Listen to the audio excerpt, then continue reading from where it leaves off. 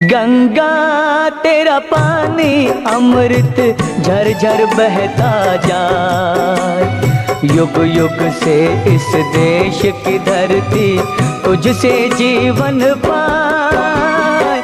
गंगा तेरा पानी अमृत। हेलो दोस्तों, नदियाँ राष्ट्र की धरोहर हैं तथा समस्त वनस्पतियों एवं जीव जंतुओं के लिए प्रकृति द्वारा प्रदत्त एक अनमोल देन। कल कल करती नदियाँ तथा इनकी अविरल जलधारा हमारे जनजीवन का स्रोत है। न जाने कितनी संस्कृतियां नदियों के किनारे बसी और बसती रहेंगी। आदिकाल से ही मानव ने जितनी भी बस्तियां, गांव, नगर या महानगर बसाए, वे किसी नदी, तालाब या किसी झरने के आसपास ही बसे। ऋषि मुनियों की कुटिया भी जंगलों या गुफाओं में किसी नदी या जल स्रोत के पास ही हुआ करती थी। आज से लगभग 1500 साल पहले जब भारत में आर्यों का आगमन हुआ तो उन्होंने भी अपनी बस्तियां गंगा एवं सिंधु नदी के किनारे बसाया। देश की लगभग 15 प्रमुख नदियां जैसे गंगा, यमुना, कावेरी, ब्रह्मपुत्र, ताप्ती, पेन्नार, कृष्णा, महानदी, नर्मदा, गोदावरी, ब्राह्मी, साबरमती, स्वर्णरेखा आदि लगभग 26 लाख वर्ग किलोमीटर भूमि को जल प्रदान करती हैं। इन प्रमुख नदियों में से दो, गंगा और ब्रह्मपुत्र का जनक हिमालय है। बर्फीले ग्लेशियरों से निकलने वाली इन सदाबहार नदियों में, जिनमें सिंधु नदी भी शामिल है, लगभग 1276 अरब लीटर पानी सालाना बहता रहता है। जहाँ तक गंगा नदी का प्रश्न है, भारतीय धर्म एवं संस्कृति में गंगा नदी की एक अहम भूमिका रही है और इसका संबंध हमारे जीवन से है। अपनी पवित्रता, उत्कृष्ट जलवायु एवं स्वयं शुद्धिकरण की क्षमता रखने के साथ साथ अपनी विशेष जैव विविधता से भरपूर यह नदी विश्व में एक प्रमुख स्थान रखती है। गंगा यानी दुनिया की सबसे महत्वपूर्ण नदी। महत्वपूर्ण इस मायने में कि शायद विश्व की पहली और आखिरी नदी गंगा है जिसकी अपनी एक विशिष्ट पहचान है। साथ ही आम लोगों की गहरी आस्था भी जुड़ी हुई है। देश का हर नागरिक एक बार सहृदय इसके दर्शन की या इसमें डुबकी लगाने की इच्छा रखता है। भारत के लिए गंगा एक नदी मात्र ही नहीं बल्कि इसके साथ संपूर्ण जीवन जुड़ा हुआ है। इसमें भारत की संस्कृति रची बसी है, यानी मानव जीवन के हर क्षण में किसी न किसी रूप में इसकी उपस्थिति दिखाई देती है। हम गंगा नदी को गंगा माई या गंगा मैया कह के संबोधित करने में गर्व का अनुभव करते हैं। स्पष्ट है जिसके साथ माई शब्द का इस्तेमाल होता है वह दुनिया की सबसे ज्यादा नजदीक तो होती है, साथ ही हर सुख दुख में शामिल होती है। भारतीय संस्कृति एवं सभ्यता के ऐतिहासिक साक्ष्यों के अनुसार भारत की कई संस्कृतियों को गंगा माई प्रस्तुत करती हैं, यानी देश के विभिन्न भागों प्रांतों से गुजरती हुई विभिन्न जगहों के जल जीवन को रेखांकित करती हैं। इसकी पूजा अर्चना या स्तुति के बगैर किसी शुभ कार्य का शुभारंभ संभव ही नहीं। हमारे ऋषि मुनि भी गंगा के किनारे रहते थे तथा वेद भी गंगा के किनारे ही लिखे गए। जहाँ एक और हिंदू समाज गंगा स्नान और गंगा किनारे सौदाह को पवित्र मानता है, वहीं मुस्लिम समाज गंगा जल से वजू भी करता है। इसीलिए गंगा सिर्फ नदी ही नहीं हमारी एकता का भी प्रतीक है तथा हमारी संस्कृति गंगा से जुड़ी हुई है। इस प्रकार हमारे लोक जनजीवन में गंगा की स्तुति, पूजा अर्चना व आराधना विशिष्ट रूप में हुई है। इसके अलावा वैज्ञानिक व औषधीय दृष्टिकोण से भी गंगा जल का विशेष महत्व है, इसे नकारा नहीं जा सकता। गंगा एक पवित्र नदी होने के साथ साथ जैव विविधताओं का एक अनोखा भंडार है। न जाने कितने प्रकार के जलीय जीव जंतु गंगा तथा इसके आसपास के तटीय क्षेत्रों में निवास करते हैं तथा ये किसी न किसी प्रकार से गंगा के प्राकृतिक संतुलन को बनाए रखते हैं। विभिन्न प्रकार के जंतुओं में कीड़े मकोड़े, केकड़े, झींगा, घोंगे, सीप, मछलियां, घड़ियाल, कछुए, जलीय तथा तटीय पक्षी एवं विभिन्न प्रकार की वनस्पतियां शामिल हैं। अन्य जीव जंतुओं के अलावा दुर्लभ माने जाने वाले गंगेय डॉल्फिनों का अस्थायी बसेरा है गंगा नदी। कभी इनकी संख्या इस नदी में पर्याप्त हुआ करती थी, लेकिन प्रदूषण तथा अवैध शिकार के कारण प्रजाति विलुप्त होने की अवस्था में पहुंच चुकी है। इसलिए IUCN ने इस प्रजाति को विलुप्त प्राय प्राणियों की सूची में डाल दिया है। शेर, बाघ, चीता, गिद्ध, गोंडावन चिड़िया की भांति गंगेय डॉल्फिन भी अति दुर्लभ हो गई है। इनकी घटती संख्या को देखते हुए ही सन 1991 में भागलपुर के निकट सुल्तानगंज से कहल गांव तक गंगा नदी के लगभग 50 किमी जल प्रवाह को राज्य सरकार द्वारा विक्रमशिला गंगेय डॉल्फिन आश्रयी के रूप में उद्घोषित किया गया। नदीय डॉल्फिनों अर्थात गंगेय डॉल्फिनों के संरक्षण के लिए यह देश का एकमात्र घोषित आश्रय स्थल है जहां डॉल्फिनों को आसानी से देखा जा सकता है। पहले पटना, भागलपुर, साहेबगंज तथा इसके आसपास के क्षेत्रों में मछुआरे काफी संख्या में गंगेय डॉल्फिनों का शिकार किया करते थे। मछुआरे डॉल्फिनों के तेल से एक विशेष प्रकार की मछली बचवा मछली का शिकार करते थे, लेकिन हाल के वर्षों में कछुओं, गांगे डॉल्फिनों, प्रवासी पक्षियों तथा अन्य वन प्राणियों के शिकार पर काफी पाबंदी लगी है। मछुआरे भी अब डॉल्फिनों का शिकार नहीं करते हैं। इस दिशा में कुछ स्वयंसेवी संस्थाओं का प्रयास काफी सराहनीय रहा है। पर्यावरण तथा वन्य प्राणियों के संरक्षण के लिए कार्यरत भागलपुर की चर्चित संस्था मंदार नेचर क्लब तथा विक्रमशिला जैव विविधता शोध संस्थान विभिन्न कार्यक्रम द्वारा मछुआरों, आम लोगों तथा स्कूली बच्चों में पर्यावरण एवं वन्य प्राणियों के संरक्षण के प्रति चेतना जागृत करने का भरपूर प्रयास करते आ रहे हैं। इन संस्थाओं ने गंगा नदी तथा इसके तटीय क्षेत्रों में पाए जाने वाले स्थानीय एवं प्रवासी पक्षियों का भी सर्वेक्षण किया है। गंगा में लगातार बढ़ते प्रदूषण के कारण इसकी जैव विविधता पर भी खतरे के बादल मंडरा रहे हैं।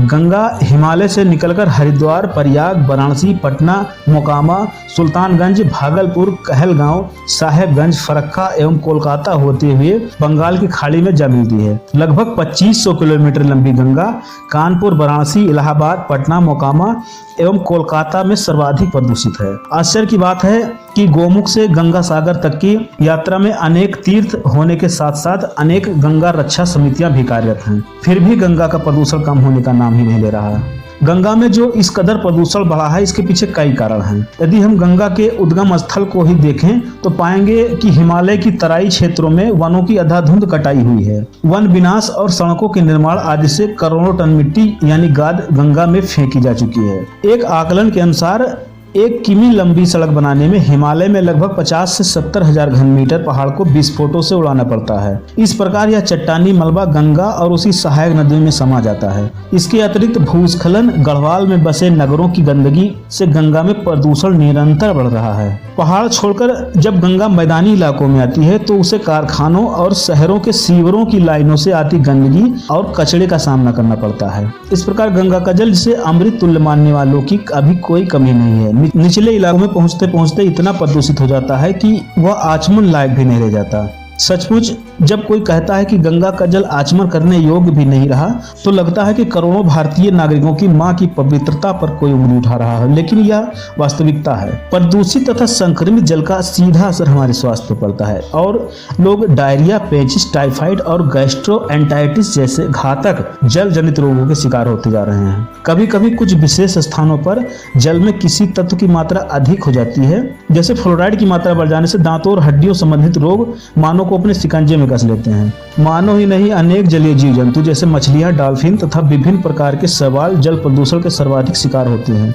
तमाम प्रयासों के बावजूद आज भी गंगा में सर्वाधिक हानिकारक तत्व फीफल कोलीफॉर्म मौजूद है। जल प्रदूषण को कम अथवा नियंत्रित करने के लिए फीफल कोलीफॉर्म को नियंत्रित करना बहुत जरूरी है। जल में इसकी मौजूदगी से जल जनित रोग होते हैं। 1985 में प्रारंभ हुई गंगा कार्य योजना के प्रथम चरण में फीफल कोलीफॉर्म को नियंत्रित करने का कोई प्रावधान नहीं था। हैजा, पोलियो जैसी गंभीर बीमारियों की जननी फीफल कोलीफॉर्म को नियंत्रित करने की गंगा कार्य परियोजना में प्रावधान होना गंगा के निर्माताओं के अवैज्ञानिक दृष्टिकोण को उजागर करता है। इसी प्रकार पहले चरण में गंगा में मौजूद बीओडी बायोलॉजिकल ऑक्सीजन डिमांड का स्तर भी संतोषजनक स्तर तक नियंत्रित नहीं हो सका। हाँ, गंगा में घुलित ऑक्सीजन DO2 की मात्रा कमोवेश ठीक है। गंगा में मिलने वाले सीवर का जल प्रदूषण के लिए 75% जिम्मेदार है, जबकि 25% में नहाना धोना, साबुन, सौदा, फूल माला आदि शामिल है। पश्चिम के देशों में नदियों का पानी पेयजल के रूप में प्रयोग नहीं होता, जबकि भारत की आबादी का बड़ा हिस्सा पेयजल के लिए नदियों पर निर्भर है। ऐसे में हमें ज्यादा सचेत रहने की जरूरत है। दरअसल गंगा में उपस्थित शैवालों की विभिन्न प्रजातियों, कछुओं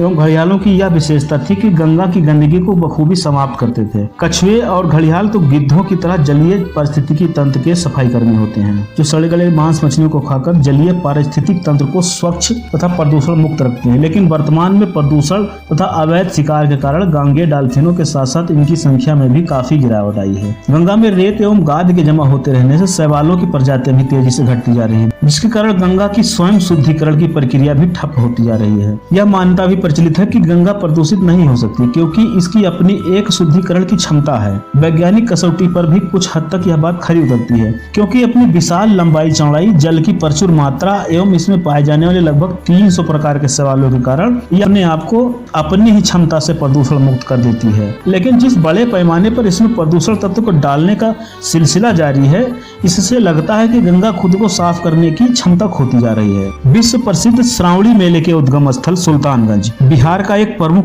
तीर्थ स्थल है। यह वही सुल्तानगंज है जिसका उल्लेख पुराणों में है, जहाँ गंगा उत्तर वाहिनी है और जहाँ से विक्रमशिला गांगेय डॉल्फिन आश्रयी स्थल की सीमा पर आरंभ होती है। बड़े दुख के साथ कहना पड़ता है कि गंगा नदी यहाँ उत्तर वाहिनी नहीं रही। अभी तक सुल्तानगंज पहुँचने वाले कांवरिये पहले श्रावण से ही नाव पर चढ़कर गंगा नदी में स्थित अजगैबी नाथ धाम पहुँचते थे और स्नान पूजा अर्चना कर गंगा जल लेकर भगवान शिव को जल अर्पित करने बाबा धाम देवघर झारखंड पहुँचते थे। लेकिन अब उन्हें निराशा हाथ लगती है। गंगा का मुख्य स्रोत अब मीलों दूर चला गया है। कांवरिया अब पैदल चलकर अजगैबी नाथ धाम पहुँचते हैं और वहाँ से दूर बह रही गंगा में स्नान कर जल लेकर बाबा धाम पहुँचने का संकल्प लेते हैं। पुराणों में इस बात का उल्लेख है कि भगवान शंकर को उत्तर वाहिनी गंगा का जल अत्यंत प्रिय है। सुल्तानगंज में गंगा उत्तर वाहिनी है जिसका विशेष महत्व है। पौराणिक कथा के अनुसार यहाँ ऋषि जाहनु का आश्रम था। जब भगीरथ सगर के पुत्रों का उद्धार करने के लिए गंगा को स्वर्ग से पृथ्वी पर ला रहे थे तो गंगा की चंचलता से क्रोधित होकर ऋषि जाहनु ने गंगा को आचमन कर पी लिया था, किंतु बाद में देवताओं के अनुनय विनय करने पर अपनी जंघा से गंगा को सुल्तानगंज में ही प्रवाहित किया था। तभी से गंगा नदी सुल्तानगंज में उत्तर वाहिनी हुई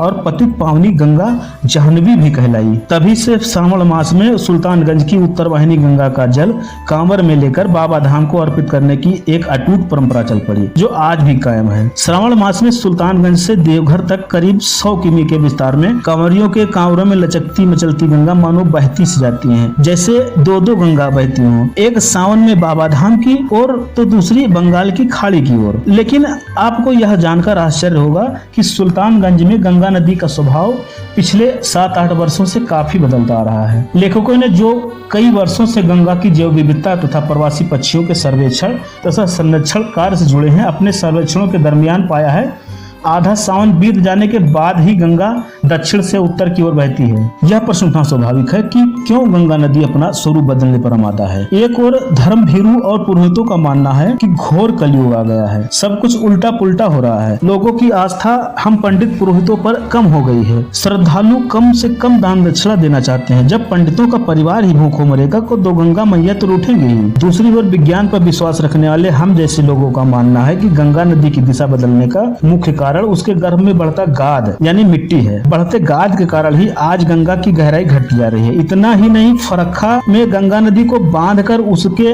अस्तित्व के साथ खिलवाड़ किया गया है। गंगा नदी पर आश्रित हजारों परिवार बेभूख और गरीबी की चपेट में आते जा रहे हैं। पंडित पुरोहितों की चिंता भी वाजिब ही लगती है। जब गंगा ही समाप्त हो जाएगी तो हमारी धर्म और पुरानी संस्कृति ही समाप्त हो जाएगी। सच में आज गंगा और दूसरी नदियों का प्रदूषण हमारे लिए एक चुनौती बन चुका है। आज जरूरत इस बात की है कि शहरों की सीवर प्रणाली सुधारने के साथ साथ ऐसी तकनीक की खोज की जाए जो जल में प्रदूषण फैलाने वाले तत्वों का खात्मा कर सके और जल को कम से कम पीने या आचमन करने लायक बना सके। इस बात पर भी विशेष ध्यान देना होगा कि गंदे नालों का जल सीधे गंगा में न गिराकर बल्कि इसका शुद्धिकरण करके कृषि कार्यों या मछली पालन जैसे कार्यों में लाया जाए। पॉलीथीन के थैलों तथा कचरों के विरुद्ध भी जन आंदोलन चलाने की जरूरत है जो नालों के साथ साथ नदियों को भी बुरी तरह से प्रभावित कर रहे हैं। इसके लिए सिर्फ स्वयंसेवी संस्थाओं को नहीं बल्कि सरकारों को भी विशेष पहल करनी होगी। प्रसिद्ध वैज्ञानिक डॉक्टर वीरभद्र मिश्र के अनुसार आस्था, परंपरा, विज्ञान और प्रौद्योगिकी समानांतर धाराएं हैं। ये जीवन धारा के दो तट हैं, दोनों को अलग अलग करके देखा जा रहा है, जबकि